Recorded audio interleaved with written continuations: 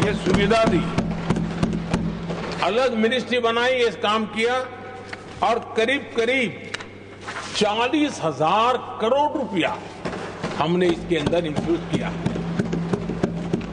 Fisheries sector को बल दिया है और इसका प्रयास इन प्रयासों का परिणाम ये आया है कि हमारा मछली उत्पादन 2 गुना और एक्सपोर्ट भी 2 गुना हुआ है और जिसका सीधा बेनिफिट हमारे मछुआरे भाई बहनों को हुआ है।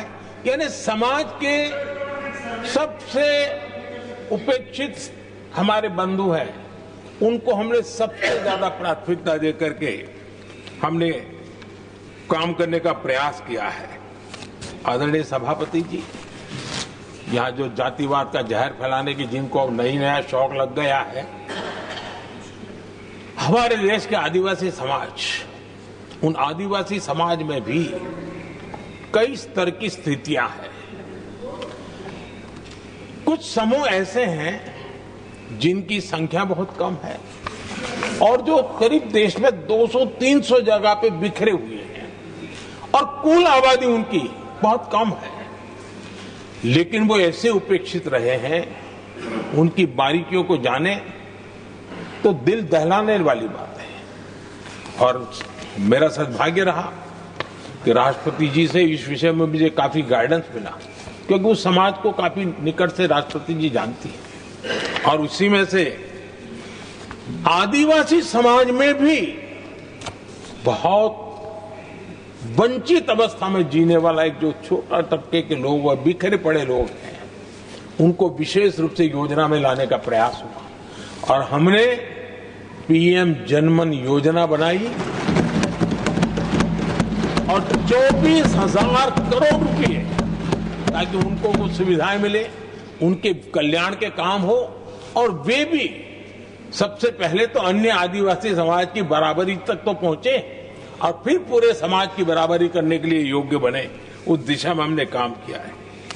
आदरणीय सभापति जी, समाज के अलग अलग तबकों की चिंता तो की है। हमने देश के अलग अलग भूभाग में भी कुछ ऐसी स्थितियां हैं कि जिसमें बहुत पिछड़ापन है। जैसे हमारे सीमावर्ती गांव, उनको बैकवर्ड विलेज करके छोड़ दिया गया था, आखिरी गांव करके छोड़ दिया गया था। हमने सबसे पहले मनोवैज्ञानिक परिवर्तन लाया। हम ये जो दिल्ली पहले और बाद में सब धीरे धीरे जो जाए दूर जाता जाए आखिर चला जाए, हमने बदल दिया। हमने तय किया कि सीमा पर जो लोग हैं वो पहले और वो अंदर की तरफ आता जाए। जहां सूरज की किरण सबसे पहले आती है और जहां सूरज की आखिरी किरण भी जिनके पास होती है, ऐसे आखिरी गांव उनको हमने फर्स्ट विलेज के रूप में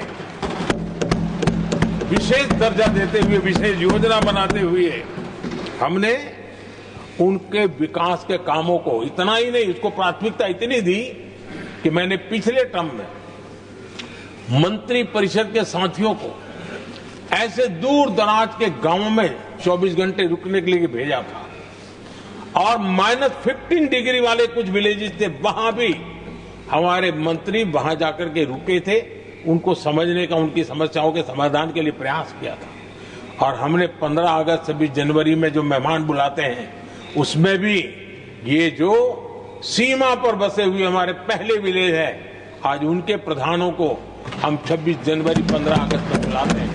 राष्ट्रपति जी के यहाँ एट होम में होते हैं, क्योंकि हमारी कोशिश है सबका साथ सबका विकास, और इसलिए खोजते रहते हैं कि हम किसको अभी भी पहुंचना बाकी है, चलो जल्दी करो।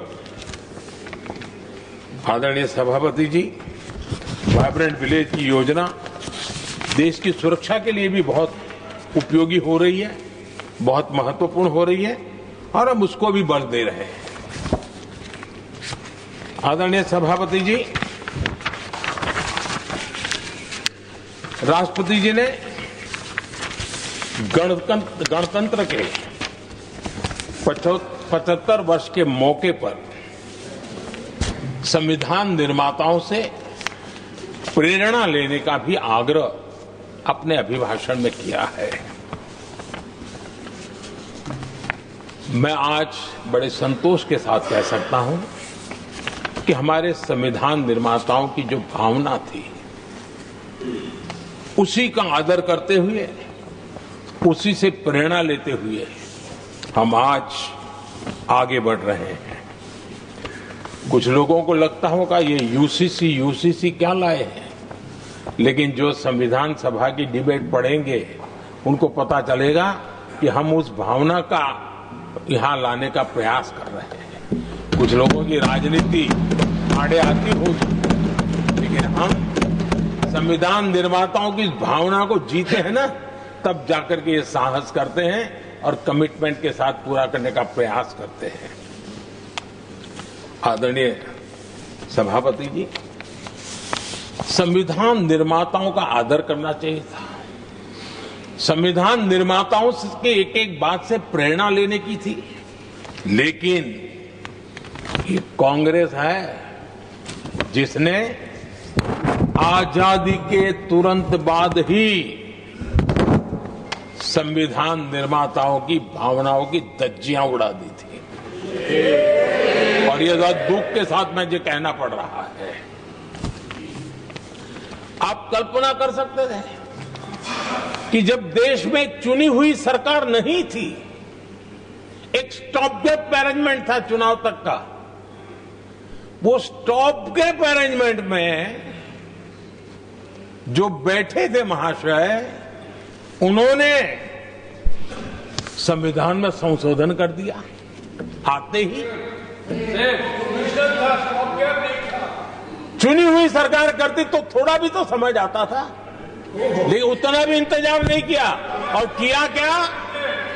किया क्या उन्होंने फ्रीडम ऑफ